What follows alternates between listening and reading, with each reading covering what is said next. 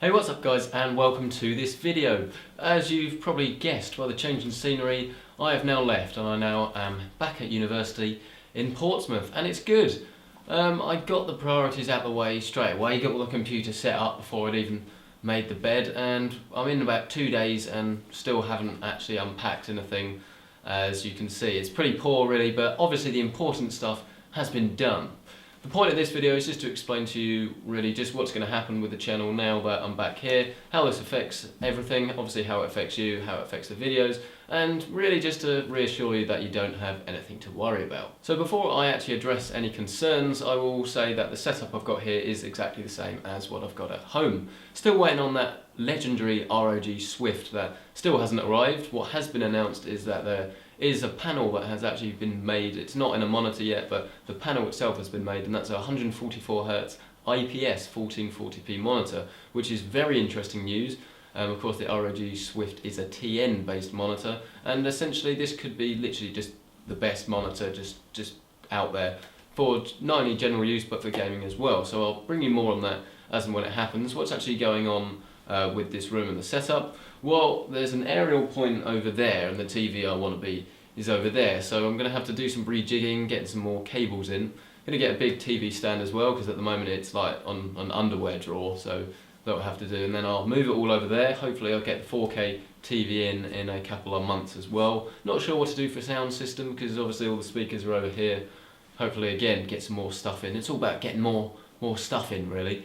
And then other than that, it will just be a case of keeping all the stuff up to date, get the new GTX 900 series, it's rumoured to be as soon as that comes out, and of course getting the latest games. Destiny was actually released today, and on a man of my word, I didn't actually buy that just because I thought it was good, but I'm not going to go out and buy a PlayStation 4 game that runs at 30 FPS, to be honest, when I'm so used to something else. And to be honest, I've got loads of other stuff at the moment that I need to worry about anyway. So that's what's happening with me and my setup and what's going on. What's actually going to happen to the videos?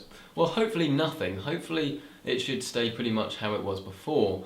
It is going to be a lot easier for me to do casual plays, and it will mean that you will be seeing more casual plays. Of course, there are plenty of games coming out, so you'll be seeing plenty of should you plays as well.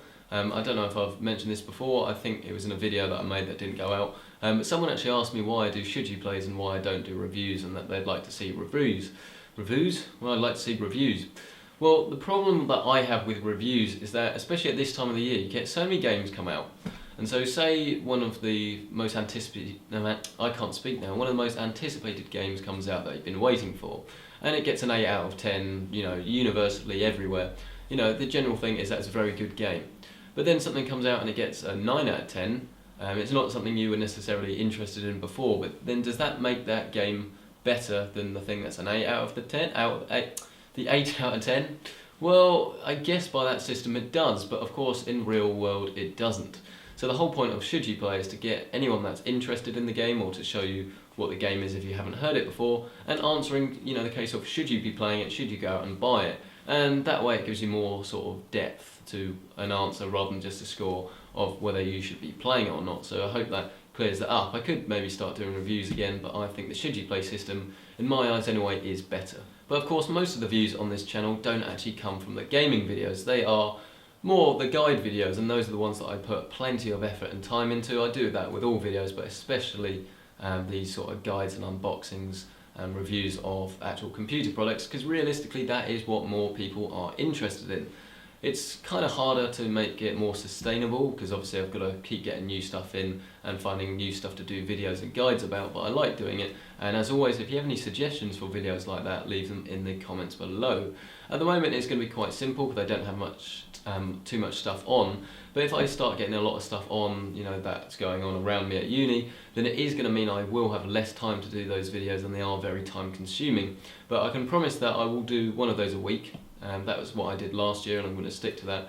Hopefully it will be more than that, but I will try and stick to the 3 video a week system, so check out videos every Wednesday, Friday and Sunday. And if it does mean that a couple of them have to be casual plays that would have otherwise been more of these techie videos, then I'm sorry about that, but I'm literally trying the best I can.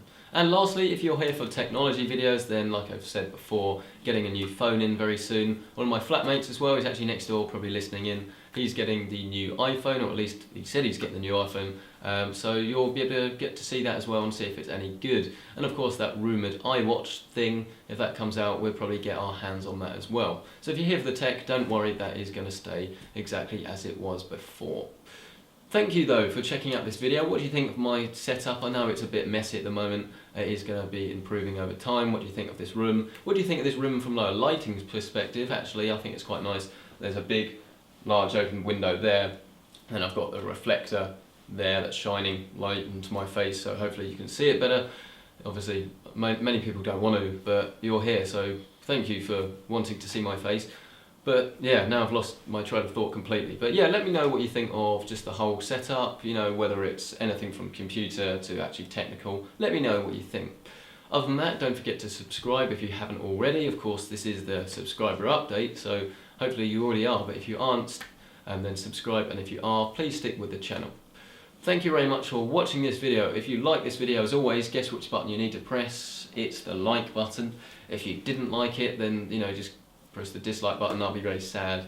What I do before I go to sleep, I look at all the dislikes and cry. That's what I do. So if I have 10 dislikes, then that is a solid 10 minutes of crying, 1 minute per dislike. So please don't, you know, I don't like crying.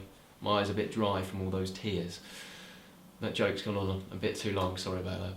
Yeah, but no, thank you very much for watching this video. Thanks for obviously being more interested in what's going on behind the scenes, of course. That means a lot. And as always, don't forget to subscribe. I've already said that. Don't forget to just come back and check the next video.